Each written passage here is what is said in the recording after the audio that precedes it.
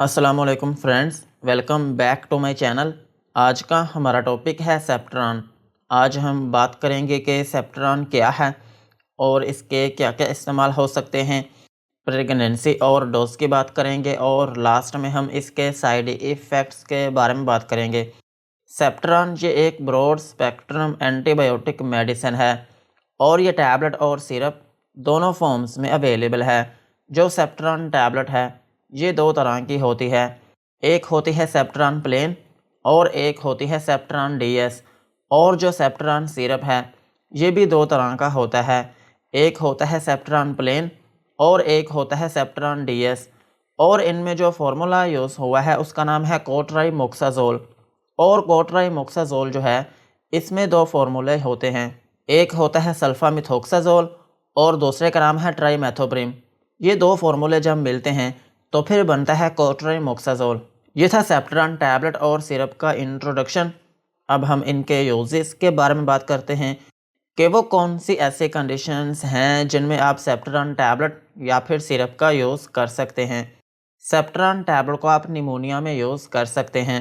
Pneumonia जो है ये एक ऐसी कंडीशन है जिसमें आपके जो फेफड़े होते हैं और उनमें जो एयर सैक्स होती हैं जिनको हम बोलते हैं हवा की थैलियाँ, उनमें इन्फेक्शन हो जाती है जिसकी वजह से आपके फेफड़ों में जो एयर स्टोर करने की कैपेसिटी होती है वो कम हो जाती है और फिर इसकी वजह से आपको खांसी आने लगती है और आपको बुखार होने लगता है और आपकी चेस्ट में पेन होने लगती है और आपको सांस की तंगी होने लगती है। इस कंडीशन में आप सेप्ट्रान टैबलेट या फिर सिरप का यूज़ कर सकते हैं। और सेप्ट्रान टैबलेट को आप ब्रोंकाइटिस में भी यूज़ कर सकते हैं। ब्रोंकाइटिस जो है ये भी आपके फेफड़ों की ही एक इन्फेक्शन है। इसमें ये होता है कि आपके फेफड़ों में जो ब्रोंकियल ट्यूब्स होती हैं उनमें इन्फेक्शन हो जाती है जिसकी वजह से उनमें स्वेलिंग होने लगती है और फिर इसकी वजह से आपको बलगम वाली खांसी आने लगती है और आपको सांस की तंगी होने लगती है और आपकी चेस्ट में पेन होने लगती है। इस कंडीशन में भी आप सेप्ट्रान टैबलेट या फिर सिरप का यूज़ कर सकते हैं। और सेप्ट्रान टैबलेट को आप शिगेलोसिस में भी यूज़ कर सकते हैं।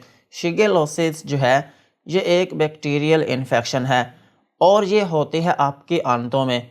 और अगर ये इन्फेक्शन आपकी आंतों में होती है तो फिर इसकी वजह से आपको डायरिया होने लगता है, आपको लूज मोशन आने लगते हैं और फिर आपके पेट में दर्द होने लगती है और आपके सर में भी दर्द हो जाती है और इसके अलावा आपको बुखार होने लगता है।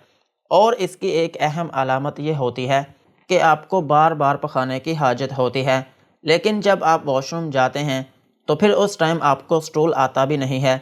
इसमें सिर्फ आपको फील हो रहा होता है कि जैसे आपको स्टूल आया हुआ है। इस कंडीशन में भी आप सेप्ट्रान टैबलेट या फिर सिरप का यूज़ कर सकते हैं। और सेप्ट्रान टैबलेट को आप एक्यूट ओटाइटिस मीडिया में भी यूज़ कर सकते हैं। ओटाइटिस मीडिया जो है ये एक ऐसी कंडीशन है जिसमें आपके कान में इन्फेक्शन हो जाती है जिसकी वजह से आपके कान में स्वेलिंग होने लगती है।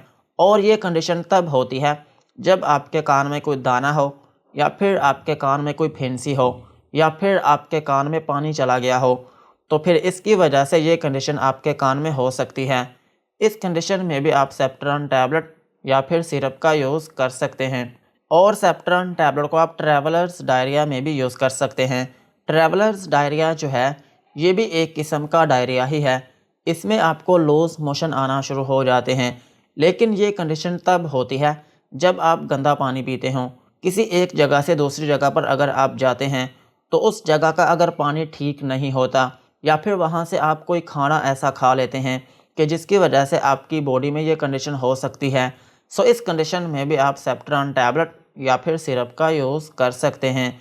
और सेप्ट्रान टैबलेट का एक अहम यूज़ ये भी है कि आप इसको यूरिनरी ट्रैक इन्फेक्शन में भी यूज़ कर सकते हैं। यूरिनरी ट्रैक इन्फेक्शन जो है ये एक ऐसी कंडीशन है जिसमें आपके पेशाब की जो नाली होती है उसमें इन्फेक्शन हो जाती है जिसकी वजह से आपके पेशाब में जलन होने लगती है और आपको बार बार पेशाब आने लगता है। और जब आप पेशाब करते हैं तो फिर उस दौरान आपको पेन भी हो सकती है और कभी कभार आपके पेशाब में रुकावट भी आना शुरू हो सकती है या फिर आपके पेशाब की जो नाली होती है उसमें ज़ख़म बन जाते हैं। इस कंडीशन में भी आप सेप्ट्रान टैबलेट या फिर सिरप का यूज़ कर सकते हैं। और सेप्ट्रॉन टैबलेट को आप सेप्सिस में भी यूज़ कर सकते हैं। सेप्सिस जो है ये एक सीरियस किस्म की इन्फेक्शन है जो कि आपकी बॉडी में हो सकती है, और अगर ये इन्फेक्शन आपकी बॉडी में होती है तो फिर जिस जगह पर ये इन्फेक्शन होगी वो जगह आपकी डैमेज हो सकती है। मिसाल के तौर पर अगर ये इन्फेक्शन आपके गुर्दे में होती है या फिर आपकी आंतों में होती है तो फिर ये जो दोनों ऑर्गन्स होंगे वो डैमेज हो सकते हैं। इस कंडीशन में भी आप सेप्ट्रॉन टैबलेट का यूज़ कर सकते हैं। और सेप्ट्रॉन टैबलेट को आप बैक्टीरियल मेनिंजाइटिस में भी यूज़ कर सकते हैं, यानी कि अगर किसी शख्स को गर्दन तोड़ बुखार है तो फिर इस कंडीशन में भी आप सेप्ट्रॉन टैबलेट या फिर सिरप का यूज़ कर सकते हैं। और सेप्ट्रॉन टैबलेट को आप एक्ने वल्गैरिस में भी यूज़ कर सकते हैं, यानी कि अगर आपकी स्किन के ऊपर ढीठ किस्म के दाने बने हैं तो फिर इस कंडीशन में भी आप सेप्ट्रॉन टैबलेट का यूज़ कर सकते हैं। और सेप्ट्रॉन टैबलेट को आप ग्रैन्युलोमा इंग्यूनाले में भी यूज़ कर सकते हैं।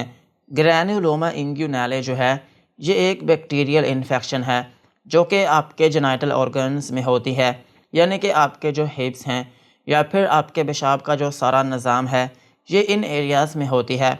इस इन्फेक्शन में भी आप सेप्ट्रॉन टैबलेट का यूज़ कर सकते हैं। और सेप्ट्रॉन टैबलेट को आप skin and soft tissues infection में भी यूज़ कर सकते हैं। अगर आपकी स्किन में इन्फेक्शन है या फिर आपकी स्किन के अंदर के जो कनेक्टिव टिश्यूज़ होते हैं उनमें इन्फेक्शन है या उनमें स्वेलिंग है या आपकी स्किन के ऊपर दाने बने हैं या फिर आपकी स्किन के ऊपर फोड़ा बना है या फिर कोई फिंसी है या फिर आपकी स्किन के ऊपर कोई ज़ख़म है या फिर आपकी स्किन में पस पड़ी है या फिर आपकी स्किन में स्टिचेस लगे हैं और उनमें पस पड़ गई हो या फिर आपकी स्किन में कोई पुराना ज़ख़म हो और वो पहले से ज़्यादा ख़राब हो गया हो, तो फिर इन कंडीशंस में भी आप सेप्ट्रॉन टैबलेट या फिर सिरप का यूज़ कर सकते हैं। ओवरऑल अगर हम बात करें तो सेप्ट्रॉन टैबलेट और सिरप जो है ये एक ब्रॉड स्पेक्ट्रम एंटीबायोटिक मेडिसिन है। अगर आपकी बॉडी में किसी भी जगह पर बैक्टीरियल इन्फेक्शन है तो फिर इस कंडीशन में आप सेप्ट्रॉन टैबलेट या फिर सिरप का यूज़ कर सकते हैं। यही थे इनके यूजेस।